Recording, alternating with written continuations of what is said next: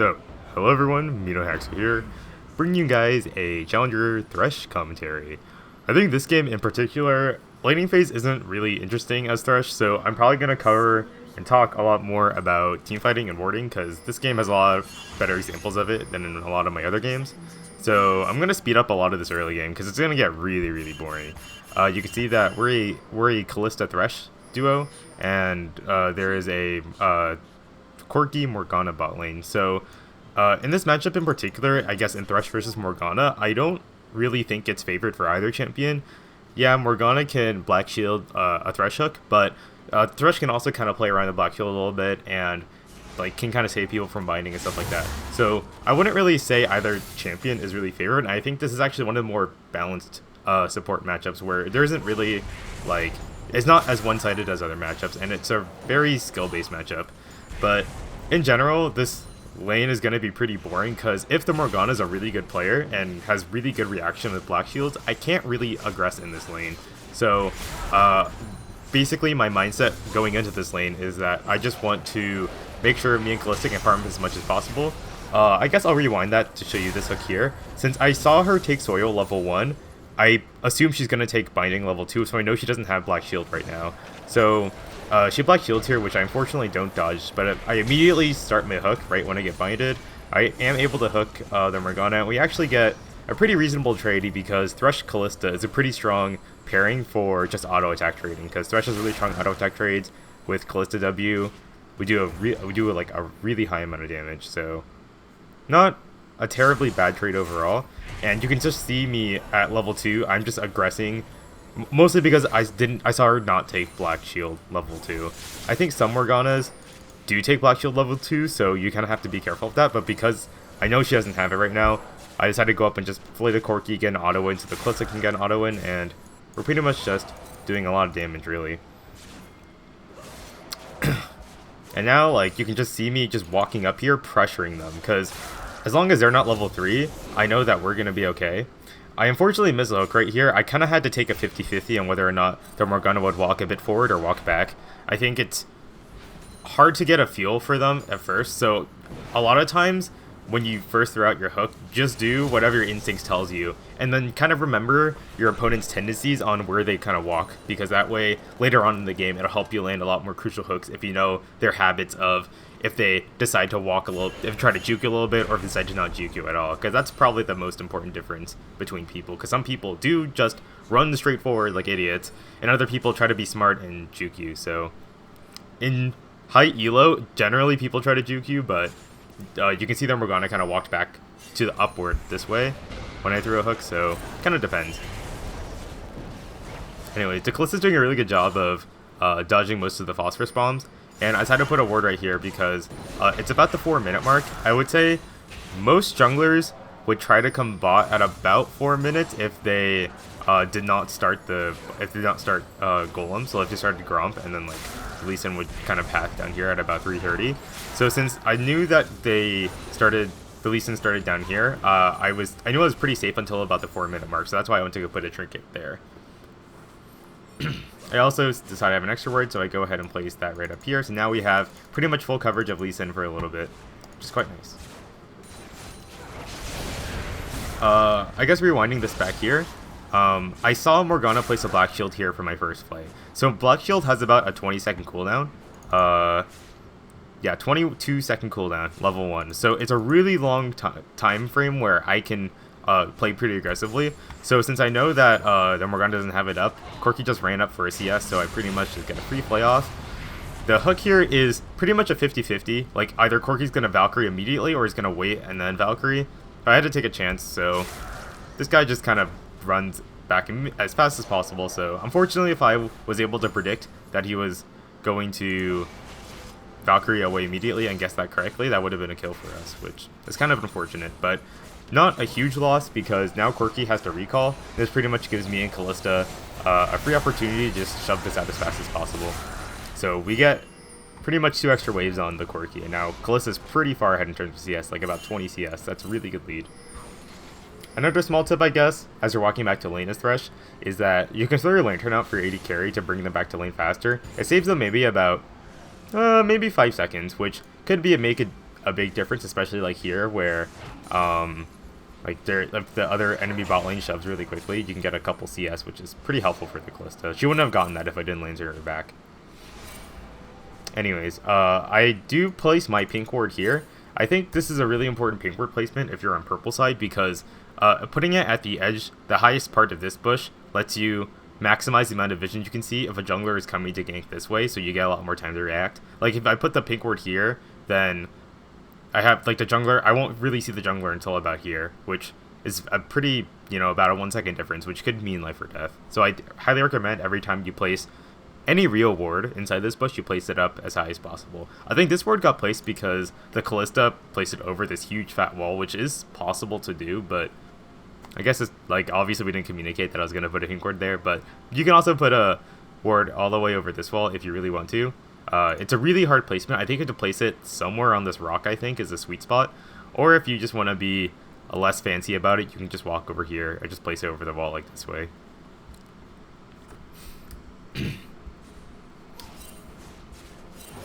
Anyways, I do see the Morgana, put a shield on myself to reduce a little bit of soil damage, and we're just going to keep shoving pretty much. Like, we kind of have to because the wave already started shoving with that cannon minion, so we pretty much push them up the turret, we get a couple free autos on them, like, do a little bit of trading. It's not really too bad to trade since Callista does have the Vamp Scepter, so we can lifesteal up while Corki cannot. So really any small trades we do is quite favorable for us right now. And I do see that Morgana did place her pink ward here. They actually put 2 pink wards because I guess Corki bought one. When you're blue side, I highly recommend you always have this Tribush pink. This is really advantageous because that way your jungler can gank the lane pretty safely if they don't have this area warded. And even if they do have this area warded, if you have a really fast jungler like Rammus or someone that can just run really quickly, like the bot lane usually can't expect it. So pretty much since I know that there's a pink ward inside this Tribush, my goal right now is that I really want to shove lane as fast as possible because we want to try to kill the pink ward in here because we can't really aggress at all in this lane and pressure them if we don't have complete vision of this area. So you can see we're just kind of shoving pretty hard. I think after this wave, we might go ahead and clear that board. Maybe one more. Okay, now we're going to go do it. So we do have one ward over here, which unfortunately they can see with the pink wards here. If the trinket ward was placed right about here, they actually can't see the ward right here, even with a pink ward. So that's actually kind of nice, I suppose. But anyways, we know that there's a pink ward in here, so we try to go in. Callista unfortunately gets binded, so right now I'm trying to hook and try to save her. Morgana does a really nice play, shield to my hook, and then flash ult both of us. So I guess in this situation you kind of have to think of what to do as Thresh, right? Because my AD carry's binded, I can like run away, or I can like choose and try to help the Callista in some way. And so normally what I can do is that I could maybe, since I'm not binded, I can run away, like flash, lantern the Callista out. But since I also got Morgana ulted, I'm also slowed, so I can't actually do that. That's not a viable option for me. I can maybe flash over this dragon wall, but I still don't think that's a really good option. So I'd rather take a flashless option, and I think the better approach to the situation is to stop the Corki from hitting Callista. Because if I flay away the Corki, maybe box him, exhaust him, he can't really get up close to the Callista, and that actually might be okay for us. So that situation I do. I try to flay both of them, but I barely miss the Corki. I at least put a box down so Corki can't walk forward anymore, and I exhaust him. Twitch of Fate is also going to come in with his ult, which is quite nice. And the Callista actually ends up flashing away to maximize the amount of distance she's away from Corki, which is definitely correct. Anyways, this is really bad because now we see the teleport coming in from Rumble. So we know it's going to be a 4v3 because Lee Sin's here. So we pretty much have to run. Like, we're in a really bad spot. TF is out of mana. We're just screwed. So we have to bail right now. We can't fight anymore. I do get Callista ulted right now. So I guess I have a choice. So I could go back in and stun them all and then like flash out. Or I can just ult myself out to safety. And since I know that my lantern is back up, I choose to ult myself away to safety.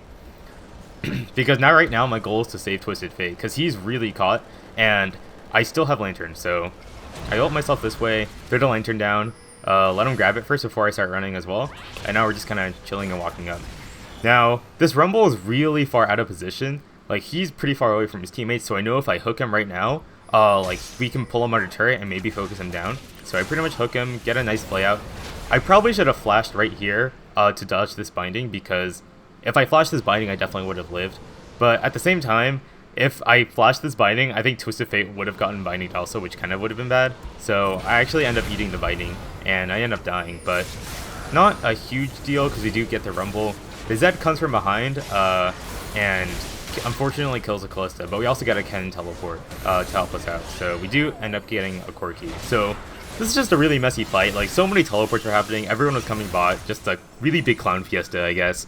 But in the end, we do come out ahead. We got 3 kills for the price of 2 deaths, and we also get this bot turret. So really not that bad of a trade. Our entire team pretty much got ahead except for the bot lane, so not that bad, I suppose. Callista's gonna head up top because I think in general, after you kill this bot lane turret, it's better to go push another lane, like with your AD carry support. You either go mid or you go top. In this case, I think it's better to go top because we have Twisted Fate who can gank other lanes pretty easily. I think in most other situations, if you didn't have such a mobile mid laner, I'd probably send 2 people mid, but in this case, we'll just go top. I also spend this time to get some vision down. I see Kha'Zix is doing dragon, so I immediately go ward this bush right here in case the Lee Sin might possibly try to steal it from over the river. But he doesn't, so we get a free dragon.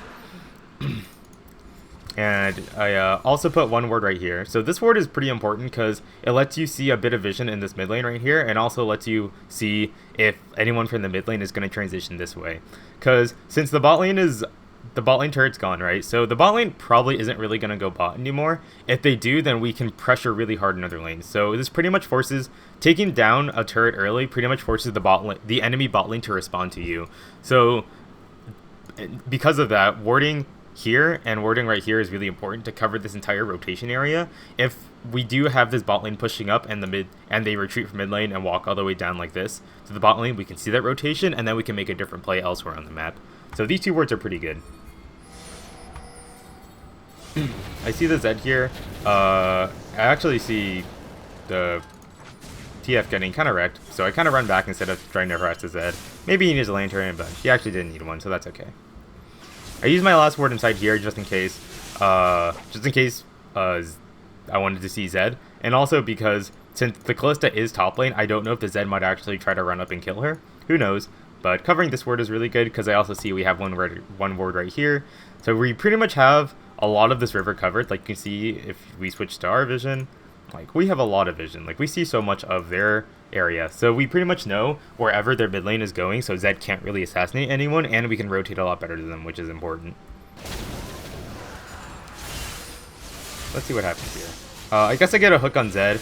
Do not commit to it because I don't really see anyone else on their team, so I don't really know where they are. It could be a trap, and I think if it turns out that there's a lot of them there actually, like Lee Sin and Morgana and Corki are also in the area, so I'm glad I didn't go in there because that would have just been a trap. Anyways, I see Callista's pushing by herself, so I'm also going to run up because it's kind of fishy.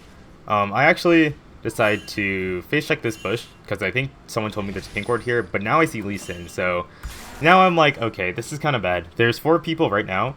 Callista's pretty far out, and I'm also really far out. So the problem is that if I lantern the Callista right now, she's just going to die because Zed is just going to jump on her, and I'm not really helping her by only getting her away from these 2.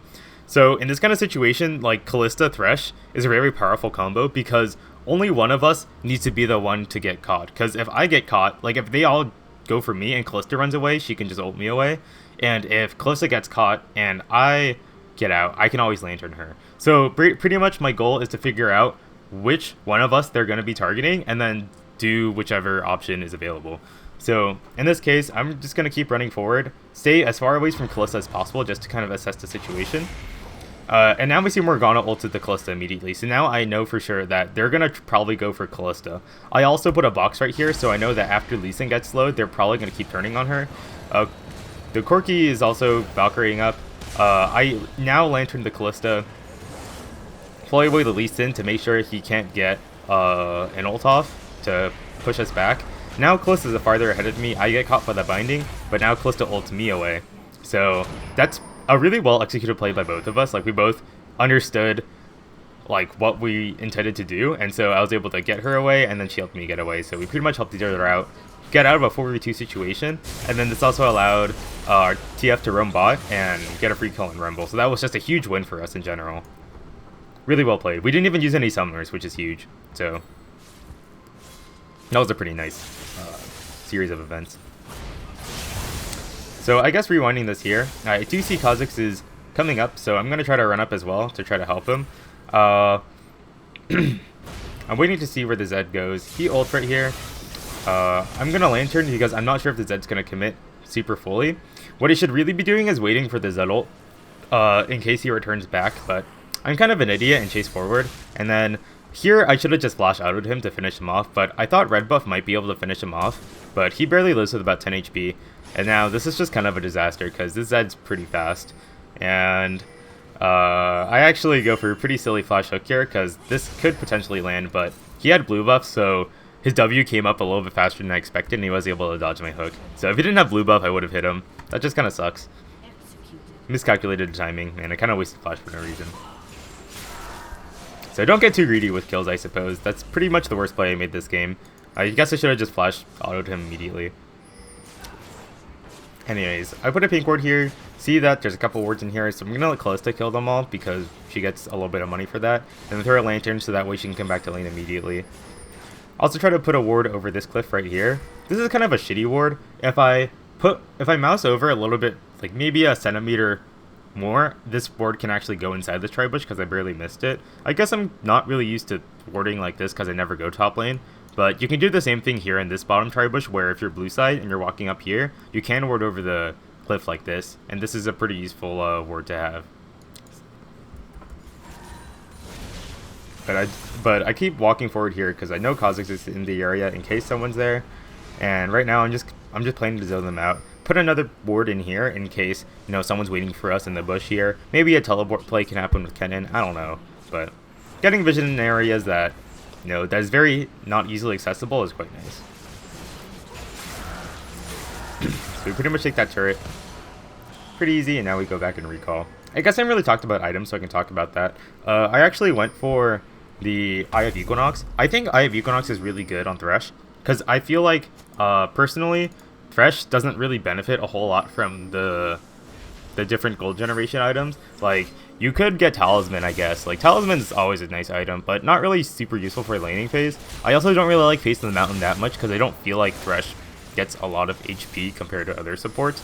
So, I got the Eye, and I also think the Eye is just good in general, because I was roaming so much this entire game that having a ton of wards is pretty useful, especially when we're a really pick-reliant comp with Twisted Fate. Like, if we have more vision always up on the field, then we can always do pretty well with getting some kills and extra money. And it can snowball us in a pretty fair amount, so I guess that's my reasoning.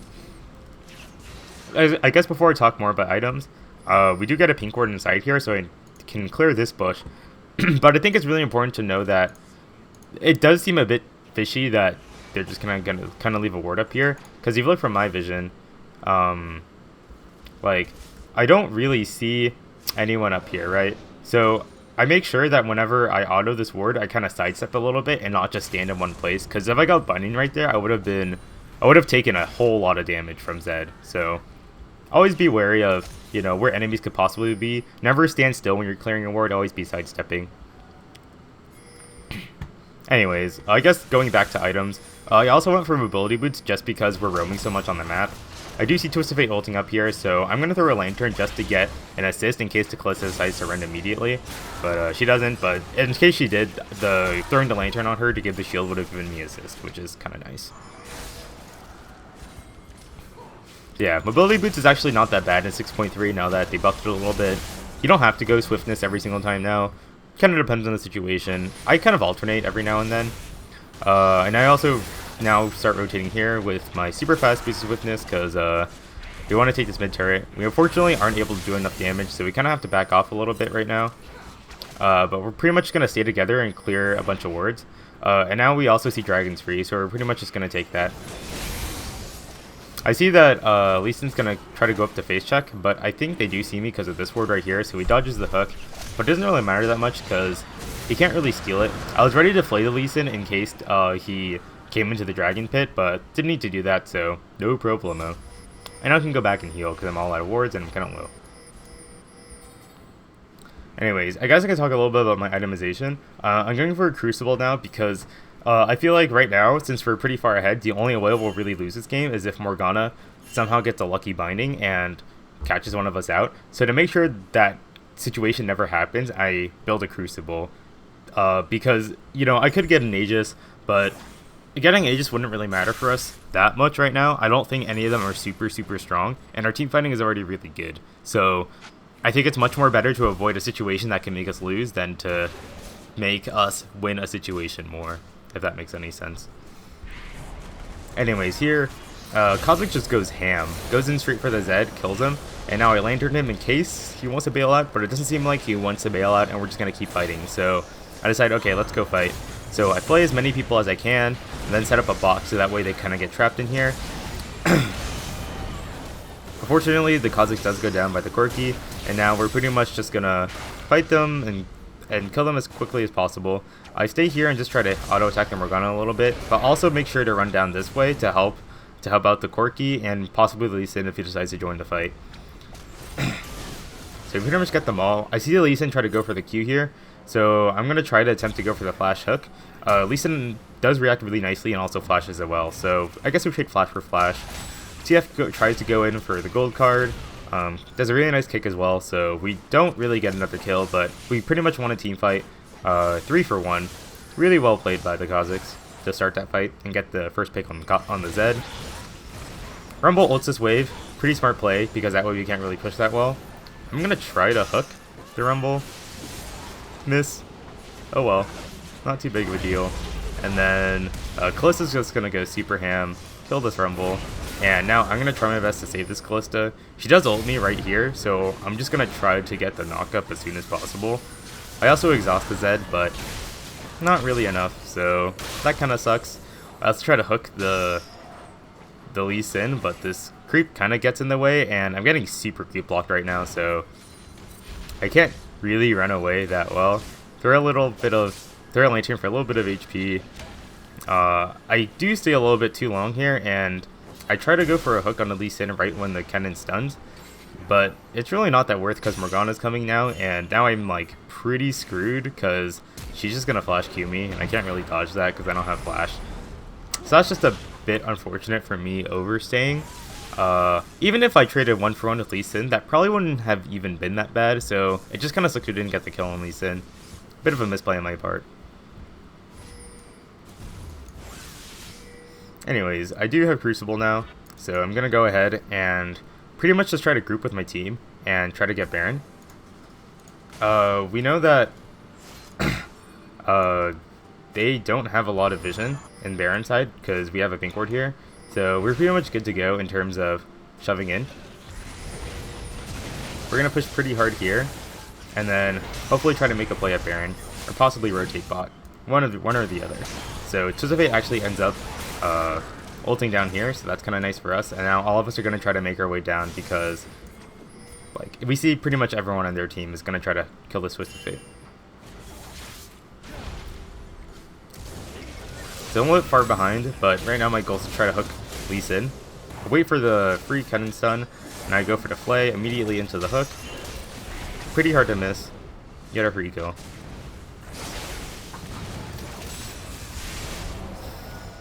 Now we're just going to keep pushing in forward. Lantern cannon in case we can catch someone. Also sweep this area right here because you never know if people put wards in case to prep for people sieging in. I think a lot of people like to do that in high elo, like put a ward here somewhere or here somewhere. So I swept that area just in case. So now we're going to back off just a little bit. I do see Rumble is going a little bit farther ahead than his teammates, so I'm going to try to hook him from here.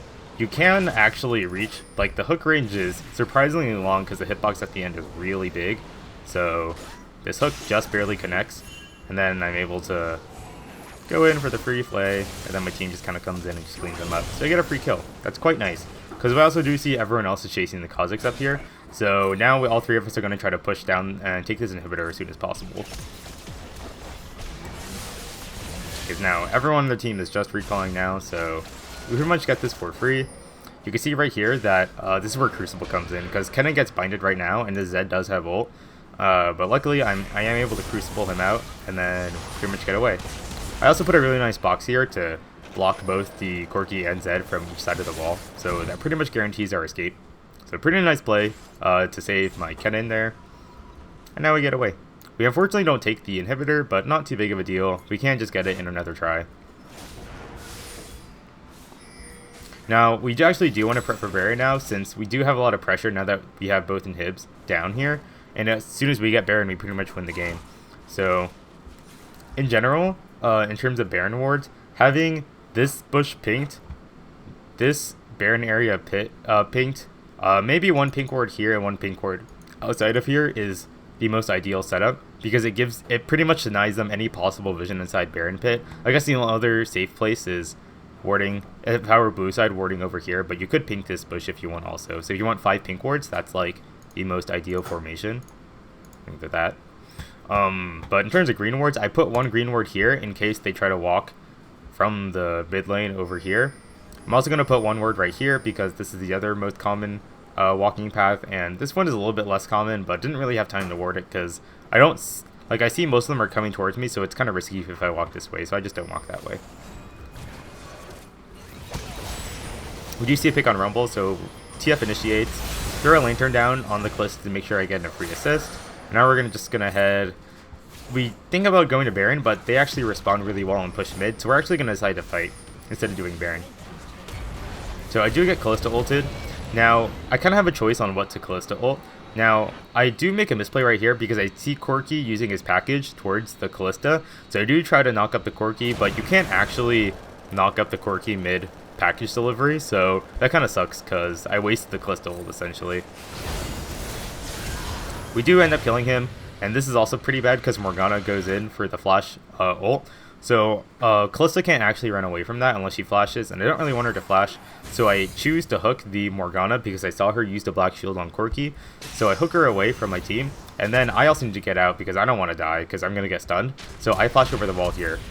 Now Lee Sin goes in on the Calista right here. I try to throw my lantern to save her. Calista flash grabs my lantern, but unfortunately gets hit by the Zed ult. So now she's gonna die. Kind of sucks. And I also unfortunately get blinded, so I'm just kind of in a bad spot. But I do choose to fly towards my team because I'm pretty much accepted that I'm dead, and I'd rather just try to get more kills for my team since I know Kha'Zix and TF can clean up. Here I pretty much just die. Hook Morgana right before I die to make sure she can't run away. And then my team's just going to get Lee Sin. So overall, we did win the fight, 4 for 2. Not that bad. Did the best I could to try to save Calista, and I did buy her a fair amount of times because they wasted a lot of ult on her, so quite nice. Kennen gets a pretty nice play here, nice shuriken, and now he's going to be able to get this bot inhib and mid inhib, which is huge for us. We can't really quite end it because they are respawning pretty quickly. Like, they're just gonna pretty damn. Like, this Kha'Zix just dies. But now we're kind of just looking to, ward up a little bit and really actually take Baron now, because now that we actually have 2 inhibitors, we can pressure really hard. So, Lantern and TF just in case. I do drop a fresh ward here and here in case they might sneak over and do Dragon if we are going to do Baron, because we know that they probably can't contest us, and we always have TF ult to check. And we've also had our pink wards here the entire time, so they don't know if we're going to do Baron or not. So that was a pretty free Baron. And I guess in terms of sieging, when you do have Baron buff, it's really important, I think, to get a pink ward right outside here, or right outside here, because what this does is that if you have a pink ward here, in general, if you're getting sieged against, you want to ward outside this wall right here in case there's someone trying to, poke you with like Nidalee Spears or something like that. And so putting a ward over this wall is really important. And so conversely, if you're on the team sieging, you want to have a pink ward to make sure they don't have vision of you outside these walls. So this pink ward is really important. I also do place a ward over here because this allows us to have pretty much complete vision of them inside. Like, we can see this entire area right here, which is really useful because I am able to get a hook on Rumble, and then we pretty much just kill him for free. And that pretty much secures the game because Rumble just died for no reason, really.